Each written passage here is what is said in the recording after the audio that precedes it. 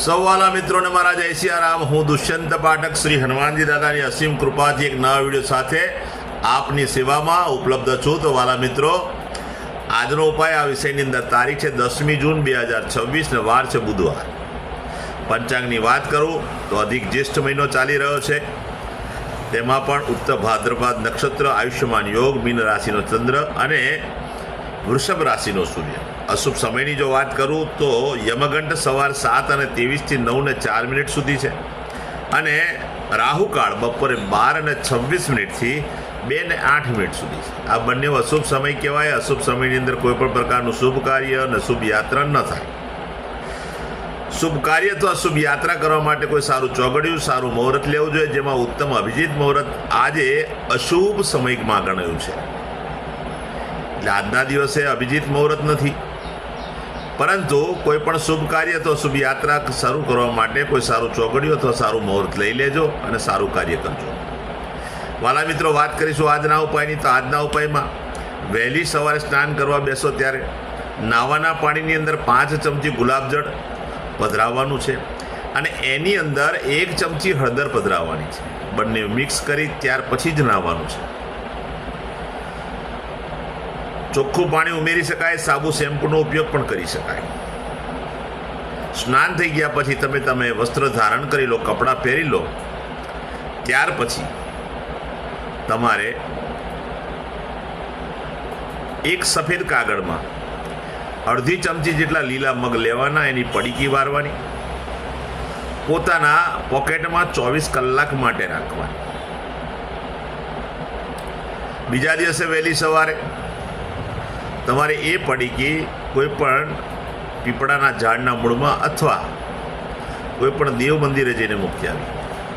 સાથે સાથે પ્રત્યેક મારો વિડીયો જોનાર વ્યક્તિને પ્રાર્થના કરું છું કે 23 ઇલાયચી લઈ લેજો, તેની સફેદ દોરામાં માળા બનાવજો અને તે ગણપતિ દાદાને અર્પણ કરજો।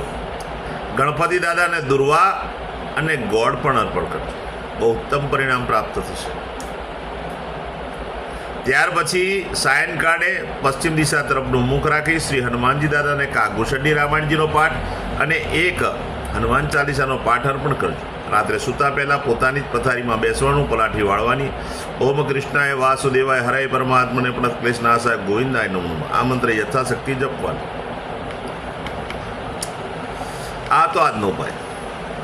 જે મારા વાલા મિત્રનો જન્મદિવસ 10મી જૂન 2026 અને બુધવારના દિવસે તે બધા જ વાલા મિત્રો સવારે સ્નાન કરવાનું। એ બધા જ મિત્રોને જન્મદિવસની શુભકામના। શ્રી હનુમાનજી દાદા તમારી મનોકામના પૂર્ણ કરે, બલબુદ્ધિ અને વિદ્યા આપે, તમારું અને તમારા પરિવારનું રક્ષણ કરે। ઉપાયના ભાગરૂપે મેં કહ્યું તે પ્રમાણે સ્નાન, મેં કહ્યું તે પ્રમાણે ગણપતિ દાદાના મંદિરે જઈ ગણપતિ દાદાને 23 ઇલાયચીની માળા, દુર્વા અને ગોળ અર્પણ કરો। સાયંકાળ થાય ત્યારે કોઈપણ પ્રકારની મીઠાઈ એ નાના નાના બાળકોને, જરૂરિયાતમંદ લોકોને, શ્રમિકોને અને વડીલોને ભેટમાં આપવાની છે। બસ આટલું જ કરી લો, ઉત્તમ પરિણામ પ્રાપ્ત આખું વર્ષ થશે। જેમની મેરેજ એનિવર્સરી 10મી જૂન 2026 બુધવારના દિવસે છે, બધા જ વાલા મિત્રો ને પ્રાર્થના કરું છું સવારે સ્નાન કરી વડીલોના ચરણ સ્પર્શ કરી આશીર્વાદ મેળવી લે અને ત્યાર પછી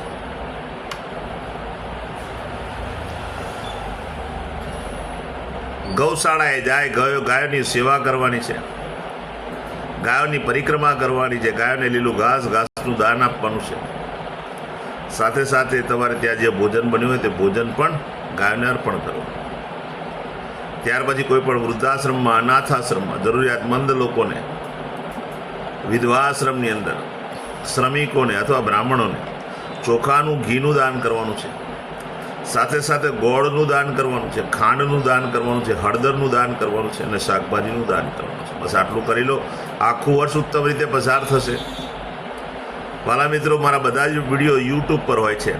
મારી યુટ્યુબની ચેનલનું નામ છે દુષ્યંત પાઠક। પ્રાર્થના કરું છું મારી ચેનલને સબસ્ક્રાઈબ કરજો અને બેલ આઇકન અવશ્ય દબાવજો।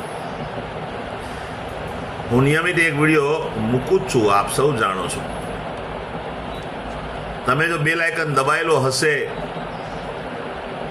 તો મારો વિડીયો તરત જ તમને જોવા મળી જશે, તમારા મોબાઈલ પર નોટિફિકેશન આવી જશે. મારું ઇન્સ્ટાગ્રામ, મારું ફેસબુકનું પેજ એ પણ દુષ્યંત પાઠકના નામથી જ છે. મારા પેજને ફોલો કરજો, લાઈક કરજો અને પ્રાર્થના કરું છું મારા બધા વિડીયોને શેર કરજો. હું નિયમિત એક વાત કહું છું કે ફક્ત વિડીયો એક વખત જોવાથી કે એકવાર ઉપાય કરવાથી પરિણામ નહીં મળે. નિયમિત મારો વિડીયો જોવો પડશે અને નિયમિત ઉપાય કરશો ત્યારે તમારા જીવનમાં બદલાવ આવશે. નવા વિડીયોમાં ફરીથી મળીશું. આપ સૌને મારા સીતારામ.